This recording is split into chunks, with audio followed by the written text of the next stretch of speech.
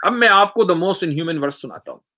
یہ سب سے زیادہ ان ہیومن ورس ہے. آپ کے سامنے ہے. پیل دا اسکن، کھال اتار دے. Cut it into small pieces, چھوٹے چھوٹے ٹکڑوں میں کاٹ دے. پور آن دیم ہاٹ آئل، اور ان ٹکڑوں کے اوپر گرم تیل ڈال دے.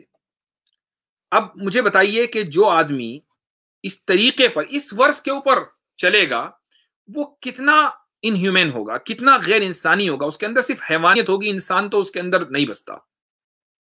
سوال یہ ہے کہ یہ جو ورس ہے یہ کس کتاب میں ہے؟ یہ میرے سامنے کتاب موجود ہے. یہ قرآن کی ورس نہیں ہے، یہ گیتا میں بھی نہیں ہے. یہ جو کتاب ہے میرے ساتھ، یہ بائبل بھی نہیں ہے، تورات بھی نہیں ہے. لیکن یہ ورس اتنی خطرناک ہے کہ اس پر عمل نہیں کیا جا سکتا. یہ ہے اس کا ریفرنس چیپٹر 6 پیج 98. اب سوال یہ کہ میرے ہاتھ میں کتاب کون سی ہے اور کس مذہب کی ہے؟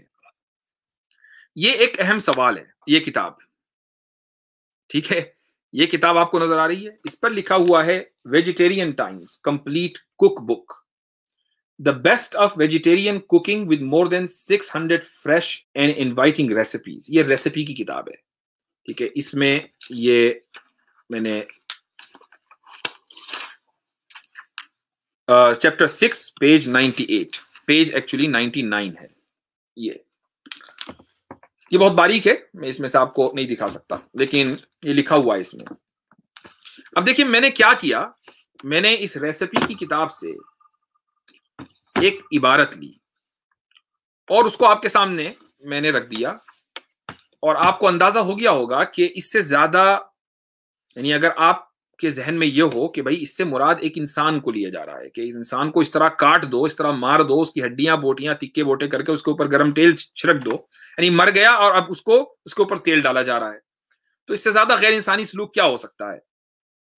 لیکن جب آپ کانٹیکسٹ دیکھیں گے تو آپ کو پتہ چلے گا ارے اچھا بوٹی کی بات ہو رہی ہے، اچھا کھانے کی بات ہو رہی ہے، یا سبزی کی بات ہو رہی ہے. تو اب آپ کو سمجھ میں آئے گا کہ کانٹیکسٹ چونکہ کلیئر ہو گیا تو اب آپ کو یہ بالکل نارمل چیز لگے گی. ظاہر ہے کہ سبزی کو یا کوئی بھی آپ کھانا بنائیں گے تو اسی طرح تو بنائیں گے کہ آپ اس کو کاٹیں گے، اس کو چھوٹے چھوٹے پیس کریں گے، اس کو گرم تیل میں ڈالیں گے، مسالے ڈالیں گے، ڈش تیار ہوگی تو کھائیں گے. یہ کیسے سمجھ میں آیا؟ یہ کانٹیکسٹ ملا کر سمجھ میں آیا. تو اگر کوئی آدمی دہشت گردی کوکنگ بک سے ثابت کرنا چاہے تو بہت آسانی کے ساتھ وہ اس کتاب سے دہشت گردی ثابت کر سکتا ہے، چونکہ کانٹیکس ہٹانا ہے. اتنا ہی تو کرنا ہے نا، آپ کانٹیکس ہٹائیے، دہشت گردی ثابت ہو جائے گی.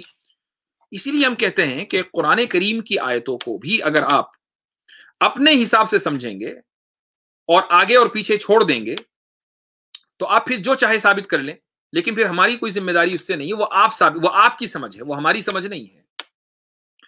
اور اگر آپ یہ حرکت کریں گے تو پھر گیتا، وید، منوسمرتی، وشنو پران، یہ ساری کتابیں اس وقت آن لائن موجود ہیں اور مسلمان اس کو پڑھتے ہیں.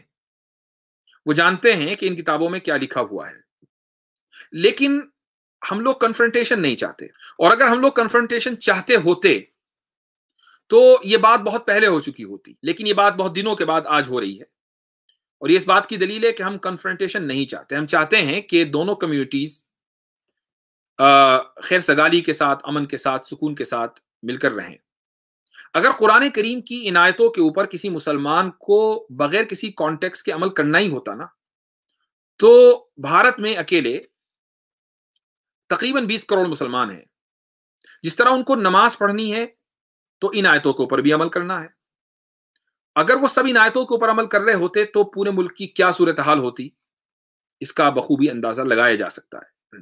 چونکہ اگر ان آیتوں کو آپ آؤٹ آف کانٹیکس دیکھیں گے تو آپ کو پتہ چل جائے گا کہ اگر چاہے مرو یا مارو، دونوں صورتوں میں جنت میں جانا ہے. تو پھر مسلمان کو کیا پڑی؟ ٹھیک ہے، اگر مر رہے ہیں تو بھی جنت میں جانا ہے، مار رہے ہیں تو بھی جنت میں جانا ہے، تو وہ یہی سوچتا. لیکن مسلمان ایسا نہیں کر رہا ہے. کیوں نہیں کر رہا ہے؟ اس لیے کہ اس کا مذہب اس کی تعلیم نہیں دیتا ہے. آپ کا مذہب کیا تعلیم دیتا ہے یہ اب آپ بتائیں گے کہ گیتا، وید، منوسمرتی میں جو لکھا ہے وہ آپ کس طریقے سے سمجھتے ہیں.